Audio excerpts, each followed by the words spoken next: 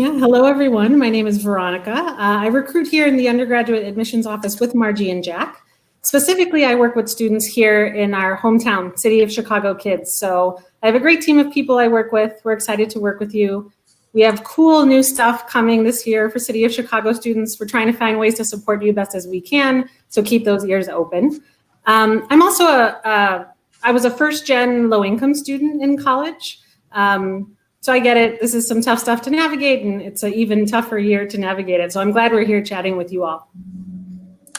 Awesome. Hi, everyone. My name is Jack. I'm a senior admissions counselor in the Office of College Admissions. I work closely with Margie and Veronica on a number of projects. In the office, I review applications and recruit students from Massachusetts, Connecticut, and Rhode Island. I saw a few people in the chat kind of reference New England and being from New England. So I look forward to hopefully getting to know you throughout this process. I'm originally from the East Coast myself, small town in New Jersey, right on the beach. So I'm really excited to kind of speak with you today, along with Margie and Veronica, about kind of the college admissions process, but also focusing on really kind of how applications are being reviewed in this test optional era. And I think, Veronica kind of alluded to this. We're kind of operating in kind of an extraordinary time where a lot of things are changing in every field. And it seems like in college, in kind of the landscape of college admissions, they're changing even more rapidly, especially when it relates to kind of test optional policies. So we look forward to kind of discussing kind of what that looks like and hopefully providing you with kind of best practices on how to navigate kind of test optional policies. So with that in mind, here's kind of a short outline of what we'll be covering today. We'll be kind of focusing a lot of our time on testing and the role it may play in an application and what you can do to kind of put your best foot forward in your application. We think it's kind of best to kind of first talk about kind of the holistic admissions process.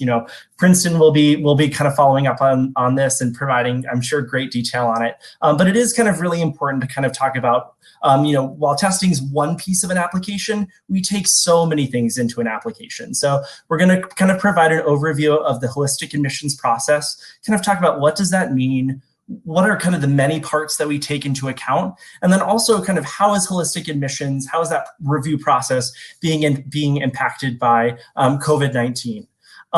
Beyond that, we'll talk a little bit about academic preparation, which is one of many things that we take into account, kind of indicators that we may look for.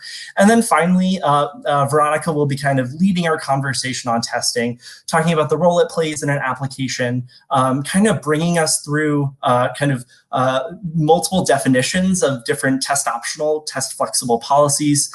And then we'll be talking about kind of, once again, how COVID-19 has impacted how schools are looking at testing in the context of holistic admissions review. So great. So with that in mind, kind of let's define holistic review first and foremost. It's kind of a buzzword in college admissions. If you talk to any admissions officer, it's likely that you might hear this term, and it's really, really important. So with that in mind, holistic review is kind of an application review process that takes every piece of your application into account. To really kind of create an image of you as both a community member and a scholar. So you can think about, as you kind of go through your college search and application process, you'll see that will require or recommend that you submit many, many things with your application. A transcript, a letter of recommendation, or maybe perhaps multiple, extracurriculars, and so it's our job in this process to really kind of take all of those into account and kind of create an image of you and what you'll be like in the classroom and outside of the classroom. And then really based on that image, an institution will render an admission decision that really makes the most sense for you as an applicant, and then also for us as an institution. So hopefully this kind of foundational definition is helpful for us as we kind of go forward in this conversation. So to kind of elaborate on it, so holistic review is a process used by some colleges and universities, but especially many selective schools. So you'll find that an institution like U Chicago, as well as some of our peer institutions, we really do place a lot of time looking at everything in your application. This isn't always how it is kind of how applications are reviewed at different institutions. Sometimes it's more cut and dry, and other institutions may value, one piece over another, or, it may be a little bit of a different approach. But at many highly selective schools, we're really fortunate to have really vibrant, robust, talented students in our pool. And we want to take the time to look at everything that they submit to, once again, really kind of look at what they'll be like as a community member. Holistic review is contextual. So while we'll be looking at things like your transcript and your letters of recommendation, we'll also be looking at kind of the environment in which you're kind of doing those many things. So we'll look at opportunities that may exist for you at school. We might look at and take into consideration some personal circumstances. We really try to contextualize as much as possible everything that you commit kind of in the larger environment. Holistic review, as I've kind of mentioned, really seeks to assess fit. So once again, while we're really kind of fortunate to have a really large applicant pool where many students are perfectly academically admissible, this process really kind of helps us suss out who is a really great fit for the college. And when I say fit, I really mean who is going to be, who is going to thrive on campus and contribute meaningfully to the community. And so in this holistic review process, it's important to emphasize that numbers alone are not enough. So while we'll see kind of your GPA and your standardized test scores if you choose to submit them, we'll get into that a little bit later, we really kind of look at everything else. So just because you have a high score on a test or a high GPA, that does not guarantee that you will automatically be admitted to a certain college or university. And on the other side of things, if you have a single weak grade, that is okay. We understand that happens, and it doesn't mean that you automatically will not be granted admission to a college or university. We take a lot of things into account, as I mentioned, essays, extracurricular involvement, letters of recommendation, and those will all play a really, really important part. All application materials are reviewed before a decision is issued. And it's important to emphasize that, there's so many pieces to this application that we really kind of, in a holistic review process, most institutions will make sure that more than one person is involved in this decision-making process.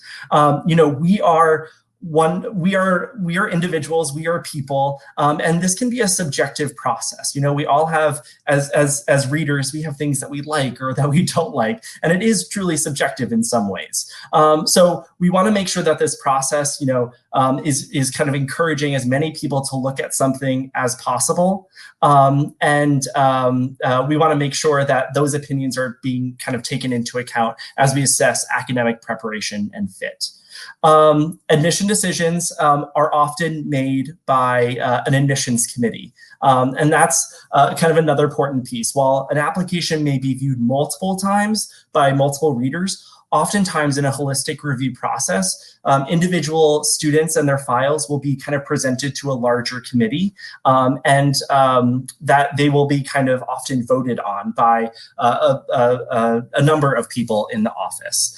Sometimes an admission committee is made up of multiple people, an entire office. I've worked in an office where everyone who is a reader was on an admission committee. In other offices, sometimes it's a smaller group. Maybe it's the reader of the application and one or two other staff members. So admissions committees can look a little bit different, but it is definitely kind of a defining piece of the holistic review process. This is hopefully funny, but this is just a quick screenshot of what an admissions committee could look like. If anyone's seen the movie Admissions, definitely, I can't say definitely check it out, but it's good for entertainment value. But look at how much fun they're having.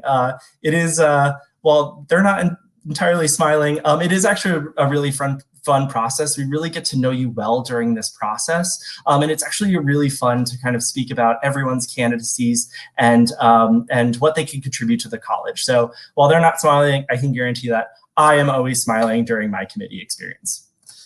And so as we talk about kind of different pieces of the application process, we'd like to kind of talk about, how are they being impacted by kind of the current climate, especially considering COVID-19? And hopefully reassuring for all of you, there is really no big difference. Holistic review is designed to be adaptable. It's highly contextual, so we always naturally take into account, how things are impacting you and how you've responded. So this is really not a big deal for us when we think about the holistic review process. We are continuing to take all pieces into account when reviewing your application. And we know that many things have changed and are likely out of your control in this current time and space. So we know extracurricular activities have been interrupted or canceled. And we know kind of tests like the ACT, SAT, and AP have been canceled or moved online or in other ways edited. And we know probably everyone out there, well, not everyone, you probably engaged with remote learning to some extent. And we know that changes how people learn and how information is presented. So we are aware that all of these things are happening. They're out of your control, and you're often trying your best just to kind of adapt as best as possible. So we are taking that into account as we kind of enter in this next admission cycle, and we'll continue to take into account, as long as kind of the impacts of COVID-19 are being felt, but know that we are aware of what's happening and we'll absolutely take it into account. In fact, in the applications, the coalition and the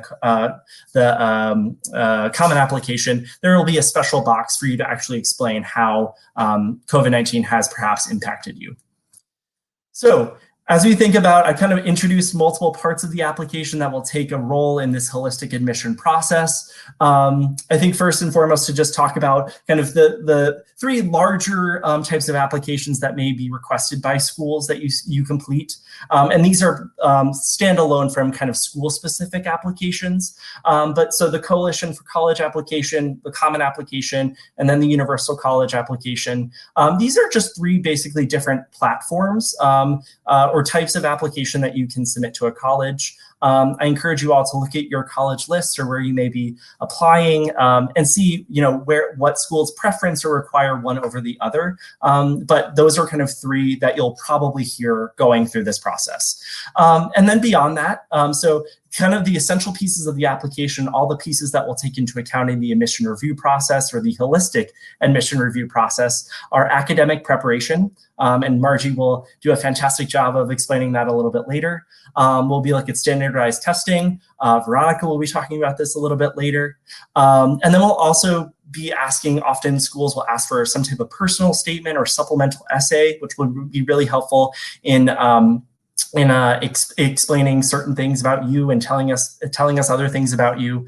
We'll be taking into consideration extracurriculars and co-curricular activities, what you do outside of the classroom. That can be really important in the admission process. And then also your letters of recommendation. So those letters kind of written on your behalf by teachers or guidance counselors that really kind of speak to the role you play in either a classroom or the larger school community. So those are kind of everything that we'll take into account. We don't have time to kind of delve deeper into every one of these, but hopefully this short introduction was helpful.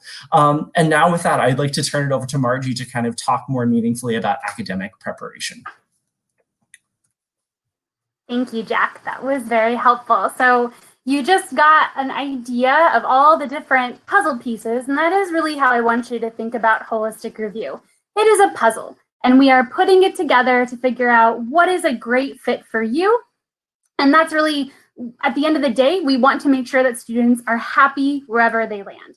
So what is academic preparation? I've seen a lot of students mention one part of academic preparation in the chat, and that would be GPA. That is not all of the academic preparation that we are looking at, okay? GPA is a number, and it does not show the full story of your academic preparation. What we are looking for is a context-based evaluation of your high school academics. So we are looking at your transcript. We are looking for trends in that transcript. We are looking to see what was available to you and what did you take advantage of. It is not just about that GPA. So it's not all about the numbers, whether that's the GPA or standardized test score or anything like that. It is a much bigger picture than just that. So if we could go to the next slide, Jack. Perfect. This is a little bit of an overview of what academic preparation pieces we're going to be puzzling, we're going to put the puzzle piece together, okay? So high school transcript. This is going to let us know, honestly, at University of Chicago and at many of these schools, we don't even work with your GPA, right? We don't care if it's weighted or unweighted. We don't recalculate it. We don't pull it apart and put it back together. We're going to go straight to your transcript and see what you've taken, your trends over time, and how you've done and what's available to you. Now, the way that we know what's available to you is through your school profile, right? This is that piece of information that your high school counselor fills out, and it lets us know what sort of curriculum is available at your high school. Is it AP or IB, dual enrollment, honors classes, ACE classes, or is none of that available? So that sort of information, that context is incredibly helpful to us to know what was available to you and what did you take advantage of. Letters of recommendation are also a really important piece of this process that I think a lot of students overlook, right? When they just think about the GPA or the SAT and ACT, your letter of recommendation is our kind of picture of you in the classroom, right? So this is the perspective of your teacher. Many schools will ask for at least one, more than one, sometimes 2 or 3, because they do want to get a really rich picture of how do you do in a classroom environment. That's going to be one of the most important pieces in our application process, or most highly selective application processes, because you are not just a number. Your SAT or ACT score, that's a couple hours of your life on a Saturday. Your transcript is 4 years of your life. Your teacher recommendation is how you are engaged in a classroom. Are you coming prepared? Are you doing your homework? Are you participating in class discussions? All of these things are really important for a student to be successful in a first-year college class. So we do look very carefully at those letters of recommendation. Some advice would be to ask teachers that you know well, teachers that you have engaged with, not just this class you got an A in. If you got an A in the class, but you never spoke to the teacher before in your life and you never raised your hand in class, it's not going to be maybe the most robust recommendation, right? So you ask that teacher and you have a conversation. You say, could you write me a positive letter of recommendation? That's that keyword there, positive letter of recommendation, okay? Be straightforward. And ask teachers, it doesn't have to be the academic area that you are looking to go into. Ask teachers that you have good relationships with, you've been involved in. And I had a couple students I can see in the chat who were talking about how they maybe started off rough or they had a class where the grade dipped. Just an idea, if you worked really, really hard, that teacher that you maybe didn't get an A in that class, but you tried twice or 3 times as hard as you normally do, that could be a great teacher to ask, because you've shown your resilience, you've shown, your perseverance through a class that's maybe not in your wheelhouse, but you really worked hard at it. It's not just about the A. So we are also looking for the students who push through and show that resilience as well. The last piece of this would be if you've taken dual enrollment courses, or if you have any credits or classes that you've taken at a different university as a high school student, you'll want to submit those transcripts as well. So it is way more than just a GPA. We do also work very closely with counselors. This is true before COVID and it's true after. We work very closely with your high schools to get a good idea of what has been the alternative plan given, a worldwide pandemic. How has their school reacted? Have they gone pass fail? Have they not? We are going to be working one-on-one with your counselors to get that context, because that is really important. I did see someone mention in the chat that they don't have a high school profile. Come my way. I would love to talk to your counselor. I would love to talk to your high school. It is something that we are working with counselors on a daily basis, is how to create a comprehensive high school profile, especially in light of COVID-19, to show everything that may have changed, things that may look wonky on transcripts or different. That sort of information is very, very important to us. Great. The last piece of this would be where standardized testing fits in, okay? So when we talk about the different puzzle pieces, testing may be a part of the puzzle for a school depending on their testing policy. Now, Veronica is going to talk in depth about different testing policies. But the idea is if a school does require testing, they are probably going to require that primary testing, so the ACT or SAT. If they do require that, they may still have different policies depending on how they review that testing. Super scoring is a process of breaking the test down into subsections and reassembling it according to your highest overall possible score. So if you've taken the test multiple times, they're going to take your highest subsections and put it together into this overall composite score. Not every school does that. Again, a big piece of this college application process, especially for my juniors out there, is just staying organized on which policies which school has. Because unfortunately, we all do that differently. So keeping a spreadsheet as to which schools are going to require testing, which schools are going to be test optional, test flexible, test blind. These are all terms we'll talk about in a little bit. And if they do require testing, how are they going to use it? Are they going to be able to super score it? Do they only super score the SAT? Do they super score the ACT? All good questions to ask when you've narrowed down your list and you know who you want to talk to. Figure those details out. Secondary testing, things like the SAT 2 subject test, AP test, IBs, A levels, ACE. These are all possibilities that schools may ask for something like SAT 2 subject test. So another thing that you'll want to keep in mind. Standardized tests can be helpful sometimes because it is the same sort of test that is worldwide, right? So a dual enrollment class does vary from college to college. And so it can be a little harder sometimes to offer credit on that dual enrollment class because we're not exactly sure what the class consisted of. Whereas if you're looking at an AP class, it's the same AP class, the same AP course, the same test kind of universally. So again, testing policies vary by institution. The SAT or ACT is, a couple hours of your life on the weekend. Your transcript and your GPA are going to be much more important in this process anyways, because that's going to show us how you're doing in a classroom, how you're excelling academically, not just taking a standardized test. I think I'm turning it over to Veronica now to dig into some of those terms they introduced when it comes to different testing policies. Perfect. Thank you, Margie. We're going to talk a little bit specifically now about what the testing policies are and then how you can figure out what path you should be taking with those testing policies. So we're going to start with the first one. It's actually pretty rare. There are a couple of schools in the last few years that have made announcements about this, but there are some schools that are test blind. So what test blind means is that they do not require students to submit any kind of testing for general admission to the college. We have friends here at Northern Illinois, right? NIU has a test blind policy. That means to just apply for a space at the college, you don't have to submit any testing, they don't need to see it, right? They're gonna ask for all these other cool things. That doesn't mean that they don't wanna see testing at some of those colleges. If you're applying for a certain scholarship, a certain program, there could be ifs. But test blind means that to gain general admission to the college, no one has to submit any kind of testing. That's rare. There are only a handful of schools that do that, but there have been new announcements in the last year or two, so you do want to keep an eye out. Some schools don't need testing at all for general admission. A lot of schools are test optional. So that's what UChicago is.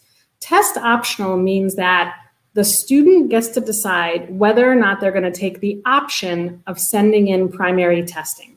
So most test optional schools are thinking about primary testing, either ACT or SAT. There's usually no preference, it doesn't matter. A school will tell you if there is, but they're kind of seen as equal at most colleges. Like Margie said, some schools will super score those for you. So if you've taken the test more than once, you get this higher cool composite score based on individual high scores.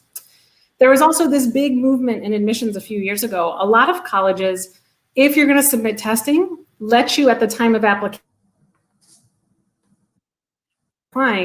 if you're going to choose to send scores, at the time you apply, you can just write them into your application.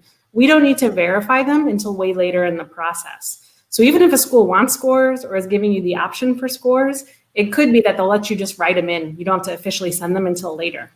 But that's what we are. We're test optional. You're going to decide, do I take the option to send them test scores or do I not? And in a little bit, we'll talk about how you make that decision.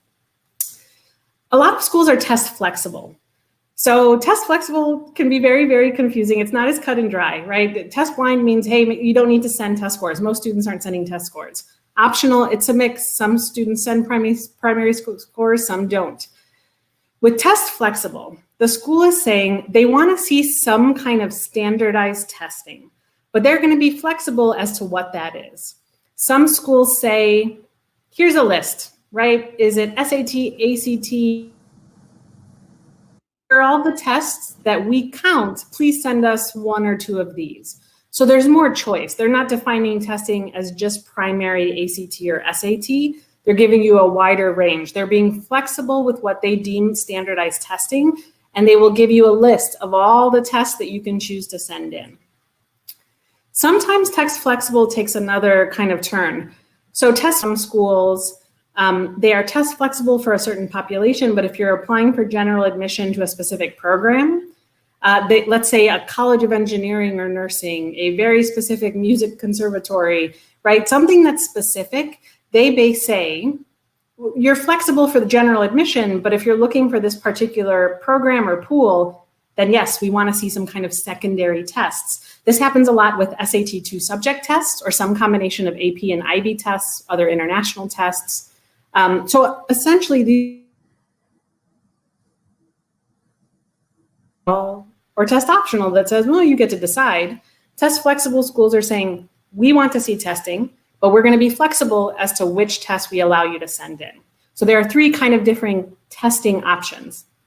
We're going to talk a little bit more in depth about test optional because that's what we do at UChicago, and that's how a lot of colleges are moving right now as we think about circumstances around the pandemic. A lot of schools are announcing that either for the next cycle or for the next 2 to 3 years that they might become a test optional institution, some with the hopes of staying a test optional institution, some might go back. Keep track of this. There's a website, fairtest.org. At fairtest.org, historically, they've listed schools that are test optional. And they're doing as best as they can a job of updating which schools are being added to that list. They're also being done to the individual pages of those colleges that you're interested in. So we're going to have updated info. We've had it. A lot of schools will add it this summer as they update their application info for next year. But you can go to fairtest.org to see a growing list of schools that are test optional. So at test optional institutions like UChicago, like we've already said, testing is seen as one piece of the application. We've described what holistic admissions is. We're looking at a lot of different pieces, numbers, written materials, stuff you send, stuff other people send. And as Margie said, there are lots of pieces that show us whether or not you're preparing for the academic rigors of college.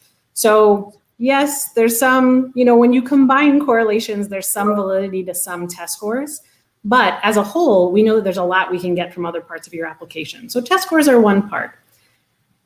We have to think a little bit about systemic inequalities when it comes to test scores. So I know we're talking about systemic inequalities, but it's real, and it's real in education as well. If we look at the time and money it takes to take a test score, and to take a test score or take a test in the way that will yield a great application, the more money and time you have, the better scores you will have. In fact, most research shows that test scores and family income have the highest correlations together. So we know that as family income goes up, that means resources go up, and that means what you need to test well goes up. That doesn't mean it's pure, right? It's not causation, it's correlation. But we know that in order to take multiple tests, in order to superscore, you need the time and money to sit for a test more than once, right? Some students benefit from tutoring to the test. That's extra money and time as well. So we know that for some students, yes, you can improve your chances, but only if you have the time and money to do so. Is that fair? No, it's not. It's okay. Some people take advantage of that privilege and that's fine, but some people can't. We also know that right now, as we're all trying to live and work from home, there are demands that we can't all meet virtually. For some of us, we have really bad Wi-Fi. For some of us, we're in a family and we're trying to all share devices.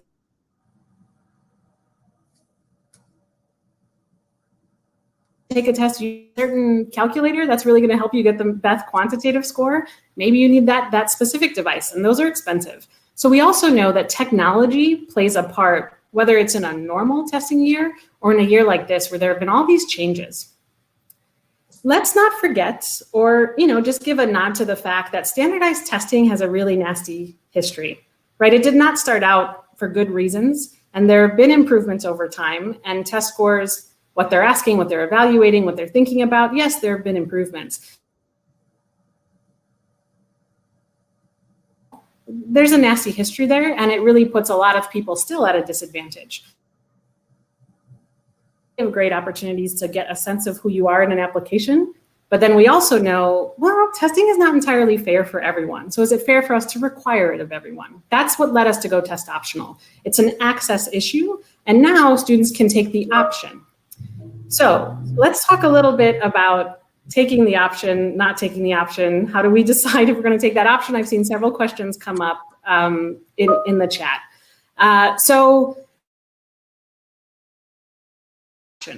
In a normal year, it's really about, do your test scores represent who you are and your abilities, right? We've had added challenges this year. So in those levels, it's also about, well, did I even get access to the test in a way that makes it so that I can really perform my best? There are layers here to thinking. In any normal year, or if you have the ability to take tests this year, you're gonna think of my file, the hard work that I've put into my everyday classwork, right? The things that I do with my peers and all the good practices, then yes, you may be able to submit scores. It may be that the scores don't exactly represent all the hard work you put into your transcript. That means that you may not have to submit those, right? It may mean that you want your transcript to shine. You want other pieces to shine. When you look at highly selective institutions who are test optional have really high average scores. I want you to think a little bit about that. So what happens when a highly selective school goes test optional? Who used to have the lower testing band, right? The students who used to have slightly lighter testing, they stop submitting. They think, okay, I don't need to submit my test scores. I'm gonna stop submitting. The only people who submit are then the students who are very confident with their very big test scores. That creates an artificial average. It's no longer a real middle 50. It's just showing you the average of the students who choose to submit scores. So what is not a good strategy is looking at a highly selective school that has been test optional, that produces a middle 50, and saying, well, if I'm not at or above that middle 50, I can't submit. No, that just means that yes, students only with higher scores are submitting. That doesn't mean you can't submit if you're not in that window. It means that you can choose whether or not you're going to submit if your testing reflects all the other hard work we see in the application. It's really, really tricky. So as a whole, we want you to discuss this with the counselors, the teachers, the coordinators, the people who are helping you in your high school, who really know your record of grades and experiences over the years, and they can give you some individual advice here as well. So just last piece about know that all of the heads of all of the admissions offices that you're applying to, they know what we're going through. They know that test scores have been either canceled or postponed, that you've been trying to take tests online from home. They know that the summer and fall are a question mark. We know. So just know that we know. We've already mentioned that many of your schools also give us information about changes, whether it was to testing, grading scales, things that happened at the school. We will have that information too. When we're not automatically given it from schools, we do digging. Like we'll look at websites, we'll call people, we'll figure it out together. But I want you to know that we know. And because we know, many institutions are making that decision to go test optional for the next couple of years. These are institutions of all different types, big schools, small schools, public and private, and all kinds. There's a wide range of policies and a wide range of decisions as to how long this is going to last. And you can see that as more schools decide to go test optional. Some schools have not made that decision yet, and some schools might not go test optional. Some schools might encourage you to submit testing, whatever you have. That doesn't mean that they're not reading holistically or they're not thinking about how your scores might have changed in a year that was stressful, where tech and money were an issue. They know that. They still, for some part of their process, need a standardized element in the application. That's why they're not able to go test optional, but they know that there have been challenges and they're not going to assess test scores the same this year as they would in prior years. We know we say it all the time, but the schools that end up on your list, those are the schools that you have to go to specifically. You go to your admissions counselor, you go to their website, you know when you're applying, what you're submitting, whether or not they want test scores. And if they're any kind of test optional or test flexible, either now or permanently, That's when you have to make the decisions about what you're sending, when, and how. That's when teachers, counselors, coordinators, that communication open. All right, we're going to open up for some questions in just a moment.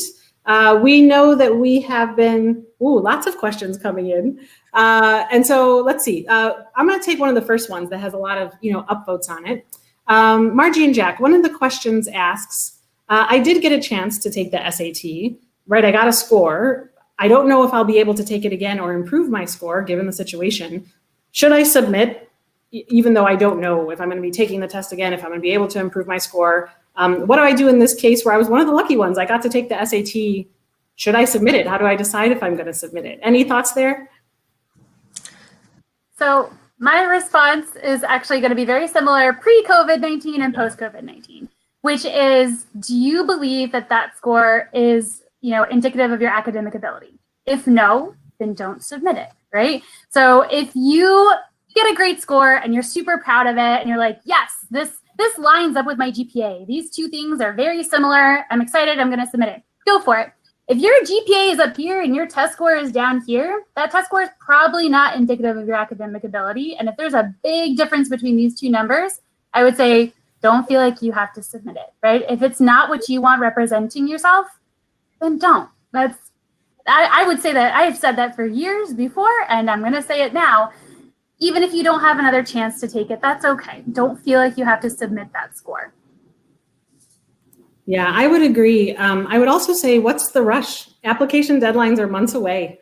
If you have a school, let's say you're applying to UChicago, EDEA, our first set of deadlines, November 1st. You don't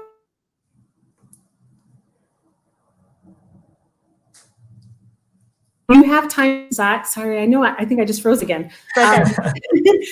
You have time.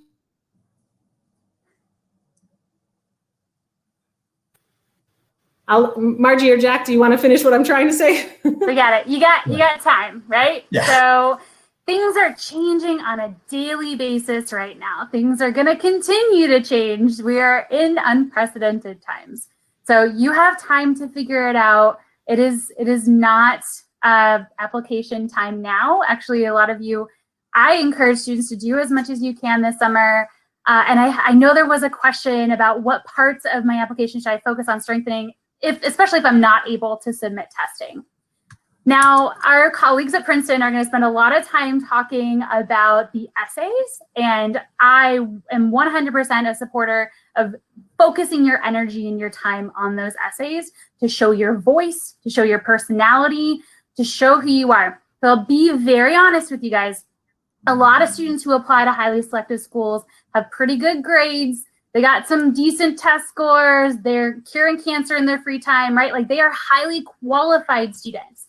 The way that we can differentiate between all these highly qualified students is really personality, voice, and essays. So spend some really good time on those, differentiating yourself that way, as opposed to making testing like an extracurricular. It should not be an extracurricular. It should not be the only thing you're worried about right now. It should be the one thing you're least worried about right now, okay? So think about those essays. Think about keeping your academics strong, making good curriculum choices, and challenging yourself in the classroom. Those sorts of things are where I want you to focus those energies right now. Yeah, I think that was really well said, Margie. I totally agree. I think essays are where a lot of students can differentiate themselves in the admissions process, especially in a pool as large and as talented as UChicago. And so I see some other questions in here. So what if my transcript or GPA were weak during my first 2 years, but I've turned it around recently? That's a great question. That's great. Congratulations. We're really happy you kind of found your stride in the classroom. And, when we're looking at a transcript, I think the transcript can often tell a very interesting story. And it's like a quantitative narrative in a way. So, we can tell over the 4 years, how you performed, and we can sense trends, whether you have, done kind of a little bit maybe weaker during your first 2 years and then strengthen your application or strengthen your transcript, or maybe you are not a fan of one particular subject and you never quite performed well. We can see that as well. So it's definitely a story, and we definitely look at the transcript to kind of gain a sense of that narrative. Upward trends, which is what that is, doing maybe a little bit weaker during the first half of high school and then becoming a bit stronger. Upward trends are what we look for. We really like to see that students are, as they kind of go along in their high school, during their high school years, they're challenging themselves and that they increasingly become more successful. On the other side, downward trends, or starting really strong and then perhaps becoming getting a little bit weaker grades, or maybe not challenging yourself as much. That, while an upward trend is really great, a downward trend can be a little tough for us to review, knowing that this is, you're on the brink of entering college, and we want to know that you're prepared and excited about learning in the classroom. So upward trends are great. The whole process of this review process is really just to make sure that we know we can put you in a college classroom and you are going to thrive, right? You're going to be happy, you're going to thrive, and we can see your track record through your application, right? So your transcript is your track record, your extracurricular list is your track record in terms of community engagement. Again, our colleagues at Princeton are going to talk about the rest of the application. We were just focusing on academics. Now, one question I did want to address that I saw was there's a lot of questions about the correlation between test scores and scholarships or financial aid. That is a very good question. Most schools that have that sort of correlation or some sort of rubric designed to give scholarships according to test scores, they will be reassessing that, obviously. And it may be the kind of thing where they're going to still ask you to submit test scores, but the rubric is going to change, and what you qualify for based on what you score should be contextual based on the year. So please do keep that in mind. Again, every school has very different policies. For example, at the University of Chicago, we do offer merit scholarships, and they are not based off of your SAT or ACT scores in any way, shape, or form. They are actually based off of anything on your application that stands out as amazing and going above and beyond. So, for example, a few students who have started their own companies, or have really been practicing on a national or international level their hobbies, those sorts of things are really amazing and have nothing to do with SAT and ACT scores. So keep in mind, again, all of this is context-based. Things will change, things will shift, and things are changing and shifting on a daily basis. So check websites, especially if you are looking at a school very specifically that has said in the past, if you score this number, you will get X number of dollars, all right? Yeah, that's a great point, Margie. So I think there was one more question. If you take a test multiple times, do you have to submit all the test scores, or can you just select the best one? That is a very good question. If a school super scores, they will automatically, and this means you submit all of your test scores, they will automatically take your highest subsections and put them together into your highest overall score. You don't have to do any of that yourself. It's all computer run, and we actually never see your lower scores, right? We just see that overall super score. So for schools that super score, it's in your best interest to just submit all of it and let the computer take care of the super scoring piece of things. Most of the time, schools will let you submit multiple sittings or multiple tests. Totally depends on the school again. So unfortunately, there's no hard and fast rule when it comes to testing. It is entirely up to the school's policy. Great, awesome. Yeah. Do you want to take this question about good test scores? Yeah, so it seems like there's some conversation happening in the chat about what a good quote, I use that, and I think quotes are important there. So what a good test score is. And I think that's a really kind of hard thing to define. And I don't think that there's a definition for that, quite honestly. And I think many people would agree.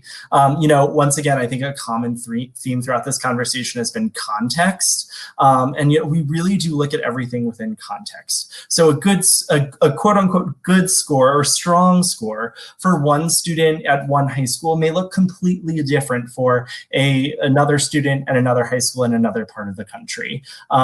We really do look at everything that you're submitting, and we are skilled enough. We have a lot of training, robust training every year. We go through reader training. No matter how many years you're a reader, we go through training, and we become really kind of familiar with the nuances of what a particular score means, and whether for that particular student in that environment that is a strong score. So it really just depends upon context. And also, we mentioned the school profiles. We become really kind of familiar, with high schools. We get to know your school counselors really, really well. So we become kind of quickly attuned to understanding, where a quote unquote good score might live in that environment. You were tackling the good score question. I missed the good stuff. Well, and Veronica touched on this too, right? Look at the middle 50% of the schools that you're applying to. Keep in mind that they are test optional. They've been test optional for a while. You're not seeing the big full picture, but do look at the middle 50%. The other thing to keep in mind with middle 50% is it doesn't mean you have to be in there. 25% of students scored lower than that middle 50%. 25% of students scored higher. It's just the middle. There's a wide range there. Most schools will also publish their range of numbers that they have admitted. And this could be a very wide range. So not just the middle 50% is important. That range of the lowest to the highest, look at that as well.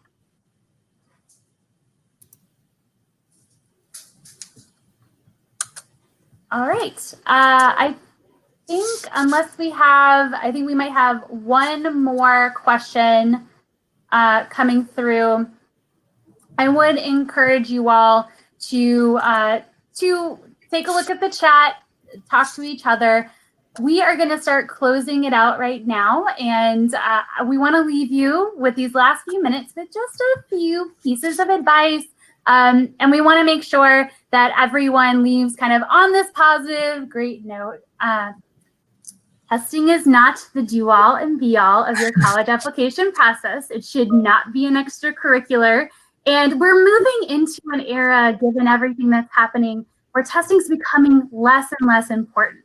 So I mentioned this a little bit earlier. My piece of advice is to really focus on the things that you do have control over. And those are things like your essays, that you can really show us who you are, show us your personality, your voice, your brain on paper is what we're looking for when we look at those essays. So my piece of advice is to spend your time on that. You can't go back in time. You can't change your transcript. You can't, shut down a worldwide pandemic, although one of you said that you already cured COVID, so congratulations. Put that in your extracurricular list. But in general, I want you to focus on what you do have control over. So spend some good time on those essays. Yeah.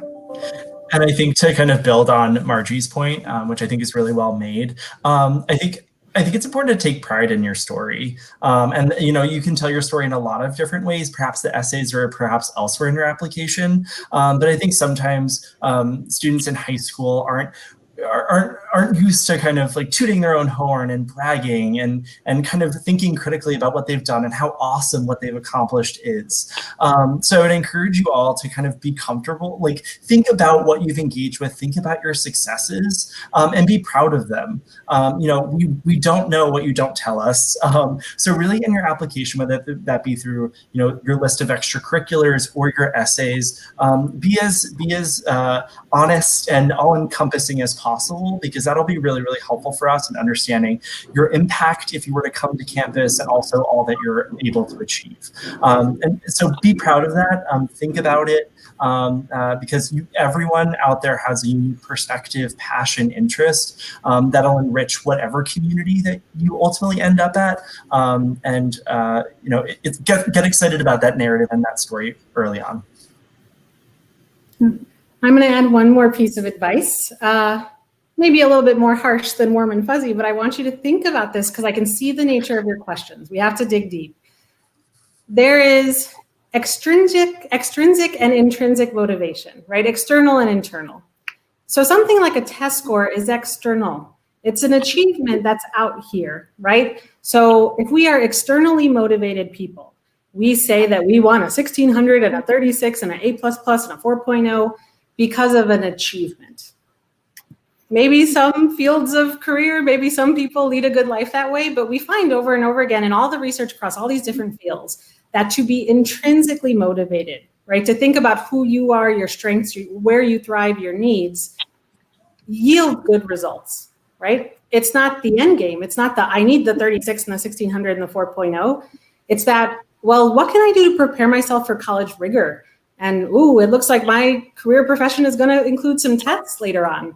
You know, I have to prepare for things. I have to prepare, think about my strengths, think about what I need to ramp up and work on.